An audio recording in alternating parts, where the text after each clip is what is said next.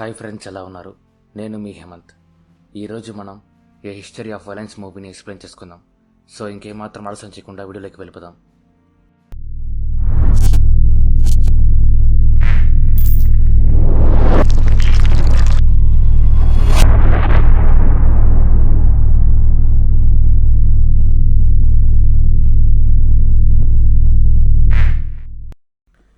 ఇద్దరు క్రిమినల్స్ ఒక రెస్టారెంట్ మీద దాడి చేసి వాళ్ళకు కావాల్సిన వాటి కోసం అందరిని చంపేస్తారు. ఆఖరికి చిన్న పాపను కూడా. ఈ సీన్తో మూవీ స్టార్ట్ అవుతుంది. కట్ చేస్తే మిల్బ్రూక్ అనే ఒక స్మాల్ టౌన్లో టామ్ ఒక చిన్న రెస్టారెంట్ని రన్ చేస్తూ తన ఫ్యామిలీతో కలిసి చాలా సంతోషంగా జీవిస్తుంటాడు. తన భార్య పేరు ఎడీ, కొడుకు పేరు జాక్, కూతురు పేరు సారా. జాక్ స్కూల్లో బేస్బాల్ గేమ్లో పోటీ చేసి గెలుస్తాడు. ఆపోజిట్ టీం జాక్ వల్లే ఓడిపోయి ఉంటుంది. దానికి ఆపోజిట్ టీంలో ఉండే బాబీ జాక్తో గొడవ పడేందుకు ట్రై చేస్తాడు. టామ్ జాక్తో ఎప్పుడు ఎవరితో గొడవ పడద్దు, గొడవ పడితే మనకే నష్టమని చెప్పింటాడు. జాక్కి టామ్ మాటలు గుర్తుకొచ్చి తెలివిగా మాట్లాడి బాబీతో గొడవ పడకుండా తప్పించుకుంటాడు. బాబీ మాత్రం జాక్ని ఏదో ఒక రోజు కొట్టాలి అని ఫిక్స్ అవుతాడు. ఆ ఇద్దరు క్రిమినల్స్ మిల్బ్రూక్కి వచ్చి టామ్ రెస్టారెంట్ని దోచుకోవడానికి ట్రై చేస్తారు. అప్పుడు టామ్ వాళ్ళిద్దరిని అడ్డుకొని తనని అలాగే ఆ రెస్టారెంట్కి వచ్చిన అందరినీ కాపాడడం కోసం ఆ ఇద్దరిని చంపేస్తాడు. దాంతో తను టౌన్లో హీరోగా మారిపోతాడు. టీవీ వాళ్ళు టామ్ ఇంటర్వ్యూ కోసం ఎగబడతారు. తన గురించి పేపర్లో కూడా వేస్తారు. ఫాగటి అనే తను టామ్ చుట్టూ తిరుగుతుంటాడు. టామ్ అది గమనించి తను ఒక రిపోర్టర్ ఏమో అనుకుంటాడు. కానీ అతను రిపోర్టర్ కాదు, టామ్ కోసమే వచ్చింటాడు. ఫాగటి టామ్తో మాట్లాడుతూ, నువ్వు జాయ్ కదా, నీది ఫిలడెల్ఫియా కదా అని అడుగుతాడు. దానికి టామ్, నా పేరు టామ్, జాయ్ కాదు అంటూ ఆ కాన్వర్జేషన్ నుంచి తప్పించడానికి ట్రై చేస్తాడు. ఫాగటి టామ్తో, నువ్వు జాయ్ అని నాకు తెలుసు అంటాడు.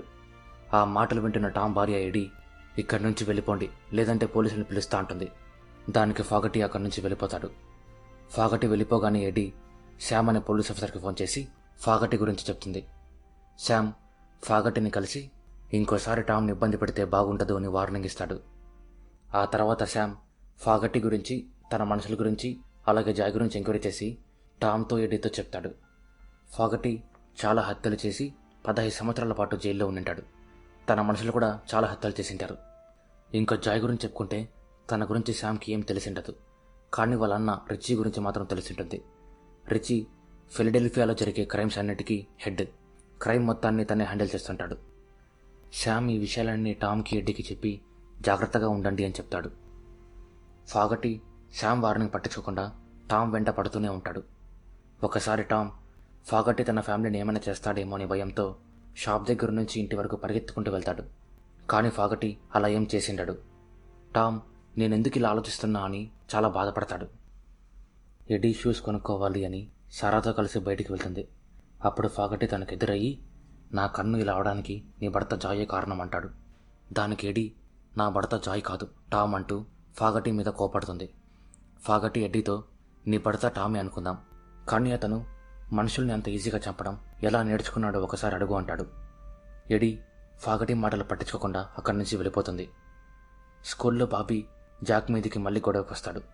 జాక్ గొడవ పడకూడదు అనుకుంటాడు. కానీ బాబీ టామ్ గురించి చెడ్డగా మాట్లాడేసరికి జాక్ బాబీని చితకొడతాడు. టామ్ ఈ విషయం తెలుసుకుని జాక్ని తిడతాడు. జాక్ టామ్ బాధను అర్థం చేసుకోకుండా టామ్ మీద తిరగబడతాడు. దానికి టామ్ జాక్ని కొడతాడు. టామ్ కొట్టేసరికి జాక్ కోపంతో బయటికి వెళ్ళిపోతాడు. ఫాగటి బయటికి వెళ్ళిన జాక్ని పట్టుకొని టామ్ దగ్గరికి వస్తాడు. ఫాగటి టామ్తో మాట్లాడుతూ, నువ్వు నాతో పాటు రా, నీ కొడుకుని వదిలేస్తా అంటాడు. ఎడీ బాధపడుతుంటే టామ్ తనను ఓదార్చి ఫాగటితో వెళ్ళడానికి సిద్ధమవుతాడు. ఫాగటి జాక్ని వదిలేస్తాడు. ఆ తర్వాత టామ్ ఫాగటితో మాట్లాడుతూ, నేను నిన్నప్పుడే చంపేయాల్సింది అంటూ తన మనుషులిద్దరిని చంపేస్తాడు. టామ్ వాళ్ళిద్దరిని చంపే గ్యాప్లో ఫాగటి టామ్ని షూట్ చేస్తాడు. ఫాగటి టామ్ని చంపేద్దామని ట్రై చేస్తున్నప్పుడు జాక్ ఫాగటిని కాల్చి చంపేస్తాడు. ఇదంతా చూసిన ఎడీకి ఫాగటి చెప్పిన మాటలు ఒక్కసారిగా గుర్తుకొస్తాయి. హాస్పిటల్లో ఎడీ టామ్తో మాట్లాడుతూ, ఇప్పటికైనా నువ్వెవరో నిజం చెప్పు అంటుంది. టామ్ ఫస్ట్లో ఏం చెప్పడు, కానీ తర్వాత ఒప్పుకొని తనే జాయ్ అనే విషయం ఎడ్డీకి చెప్తాడు. ఒకప్పుడు జాయ్ ఒక కాంట్రాక్ట్ కిల్లర్, మనుషుల్ని పిట్టలను చంపినట్టు చంపేసింటాడు. కానీ ఆ తర్వాత మారిపోయి తన ఐడెంటిటీని మార్చుకొని ఎడ్డీతో కలిసి హ్యాపీగా జీవిస్తుంటాడు. ఎడీ టామ్ చెప్పిన నిజాన్ని తీసుకోలేకపోతుంది. తన పిల్లలు కూడా టామ్తో సరిగ్గా మాట్లాడకుండా అయిపోతారు. ఇంతమందిని చంపేసరికి పోలీస్ ఆఫీసర్ శామ్కి కూడా టామ్ మీద డౌట్ వచ్చి ఎంక్వైరీకి వస్తాడు. అప్పుడు ఎడీ తను నా భర్త టామ్, జాయ్ కాదు అంటూ టామ్ని కాపాడుతుంది. ఎడీ టామ్ చెప్పిన నిజాన్ని తీసుకోలేక టామ్తో అసలు మాట్లాడదు. టామ్ ఎడ్డీతో మాట్లాడడానికి ట్రై చేస్తూనే ఉంటాడు.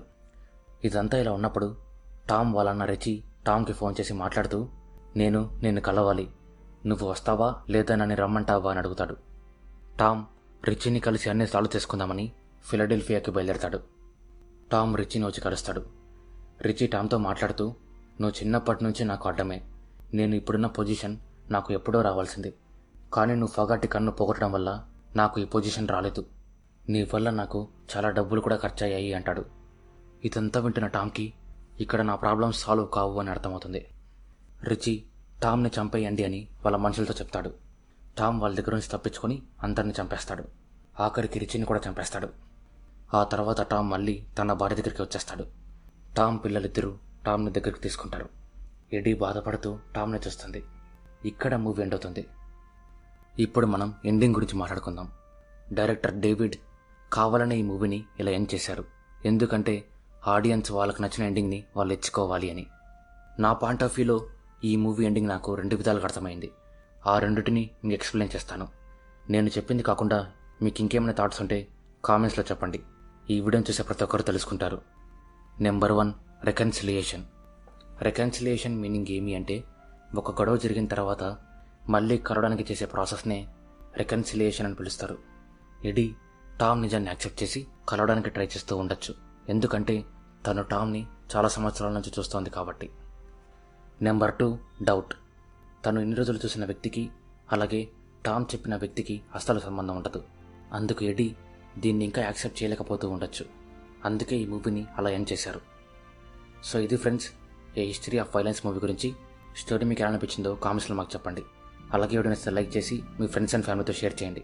అలాగే ఇలాంటి మరెన్నో ఇంట్రెస్టింగ్ వీడియోస్ కోసం మన ఛానల్ని ఇప్పుడే సబ్స్క్రైబ్ చేసుకోండి. మీకేమైనా ఇంట్రెస్టింగ్ మూవీస్ తెలిస్తే కామెంట్స్లో మాకు చెప్పండి. ఆ మూవీస్ని ఎక్స్ప్లెయిన్ చేయడానికి ట్రై చేస్తాం. సో మరో వీడియోతో మళ్ళీ కలుద్దాం. అంతవరకు బాయ్.